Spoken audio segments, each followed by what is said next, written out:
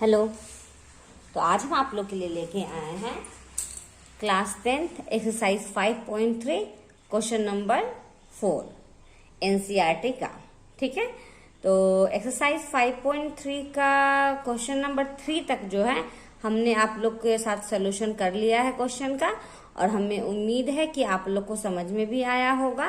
तो आज हम लोग करते हैं क्वेश्चन नंबर 4 का समानांतर श्रेणी का क्वेश्चन नंबर 4 एक्सरसाइज 5.3। तो चलिए देखते हैं प्रश्न क्या है। 636 योग प्राप्त करने के लिए एपी दिया हुआ है कि कितने पद लेने होंगे। तो चलिए सबसे पहले हम लोग क्या करेंगे, यहाँ देखिए 636 योग प्राप्त करने के लिए, तो एस एन बराबर कितना हो गया। योग वाला फॉर्मूला में तो एस एन होता है। एस एन का वैल्यू क्या दिया हुआ है 636 के लिए एपी जो दिया हुआ है, एपी यहाँ दिया हुआ है, तो उससे हम लोग क्या करेंगे, सबसे पहले ए का मान निकालेंगे। ए का मान हो गया 9। उसके बाद डी का मान निकाले, तो डी का मान हम लोग कैसे निकालते हैं, A2 माइनस A1 करके। तो A2 हमारा है 17 और माइनस A1 हमारा है 9। तो 17 में से 9 गया तो हो गया 8। इसका मतलब डी का वैल्यू क्या हो गया मेरा, डी का वैल्यू हो गया 8। तो चलिए एस एन का फॉर्मूला, तो यहाँ पूछे कितने पद लेने होंगे, मीन्स एन बराबर व्हाट, एन जो है वह निकालना है। चलिए हम लोग एस एन का फॉर्मूला लिखते हैं पहले, n by 2 2a plus n minus 1 into d. Formula को याद करने का जरूरी नहीं होता है, जितना प्रश्न आप बनाइएगा फॉर्मूला लिखते लिखते याद हो जाता है। तो चलिए अब वैल्यू पुट करते हैं। एस एन का वैल्यू मेरे पास है 636 बराबर, एन मेरे पास नहीं है तो नहीं लिखेंगे, 2 इंटू ए का वैल्यू है मेरे पास 9 प्लस एन नहीं है, और डी है हमारे पास 8। इस प्रकार से जिसका जिसका मान दिए हुए है उसका उसका मान हमने डाल दिया है। तो ये यहाँ भाग में है, बराबर के इधर आएगा तो क्या चीज में आ जाएगा, तो ये आ जाएगा गुना में, बराबर एन 9 दूनी 18 प्लस इसको गुना कर देते हैं तो 8n माइनस 8। कोई दिक्कत नहीं। तो चलिए इसको गुना करते हैं, 6 दूनी 12 3 दूनी 6 1 7, 6 दूनी 12 3 दूनी 6 1 7, 6 दूनी 12, दोनों को मल्टीप्लाई कर दिए। इधर हो गया ये 18 में से 8 किया तो 10 प्लस 8n। कोई दिक्कत नहीं। अब चलिए इसको सॉल्व करते हैं हम लोग। तो 1272 बराबर इसको गुना कीजिए तो 10n अब प्लस हो गया ये 8n स्क्वायर। तो चलिए अब फिर से हम समीकरण जैसे लिख लेते हैं, 8n स्क्वायर प्लस 10n, इसको ऐसे ही रहने देते हैं, इसको बराबर के इधर ले आते हैं। तो ये प्लस में है तो ये आ जाएगा 1272 माइनस में, उसके बाद इक्वल टू 0। अब क्या करेंगे, इसमें से जो है हम 2 कॉमन निकाल सकते हैं, 2 कॉमन निकाल सकते हैं, बिल्कुल निकाल सकते हैं।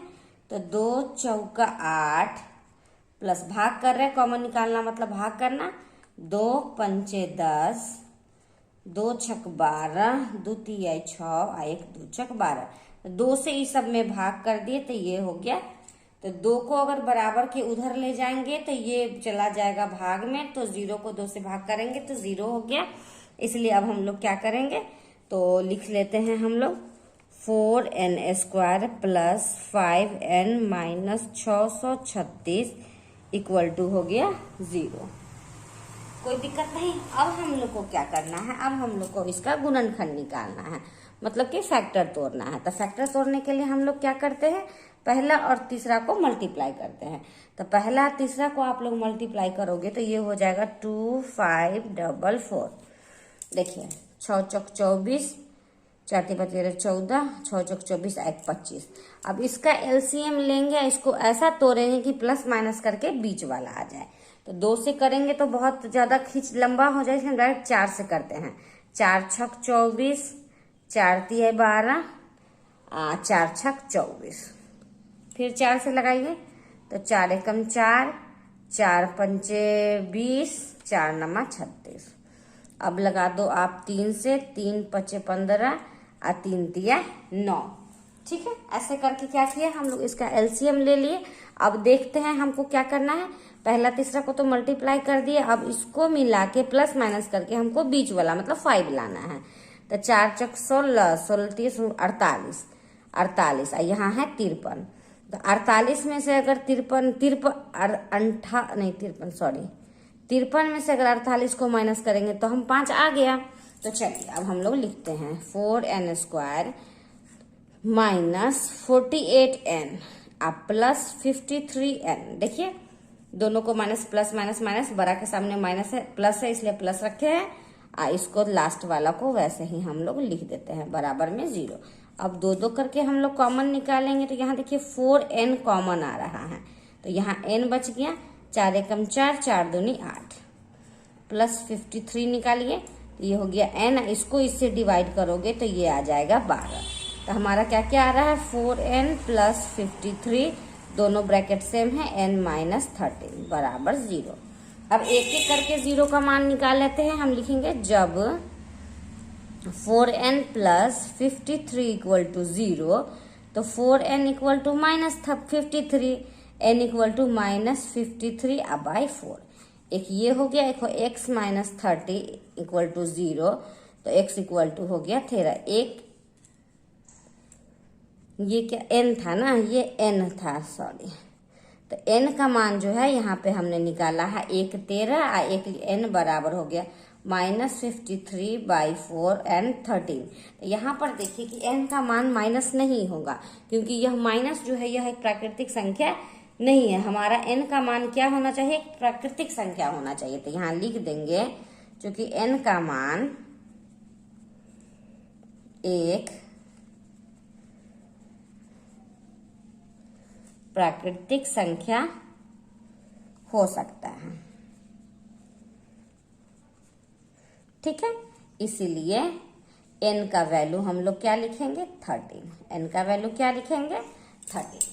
इस प्रकार से जो है क्वेश्चन नंबर 14 का हल, क्वेश्चन नंबर 4 का हल जो है हम लोगों ने सॉल्व कर लिया है।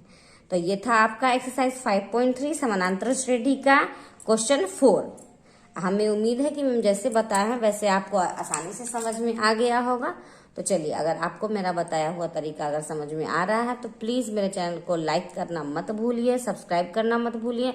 अगर पहली बार मेरे वीडियो को देख रहे हैं तो प्लीज़ जो बेल आइकन दिया हुआ है उसको दबाना ना भूलें, ताकि जितना ज़्यादा से ज़्यादा हो सकता है हम जो भी वीडियो डालें आपको नोटिफिकेशन मिल जाए और आप लोग मेरे वीडियो को देखें, ठीक है। और हमारा भी सपोर्ट करें, अपने दोस्तों के साथ जितना ज़्यादा से ज़्यादा हो सकता है शेयर करें। तो फिर मिलते हैं नेक्स्ट क्वेश्चन नेक्स्ट वीडियो में। धन्यवाद।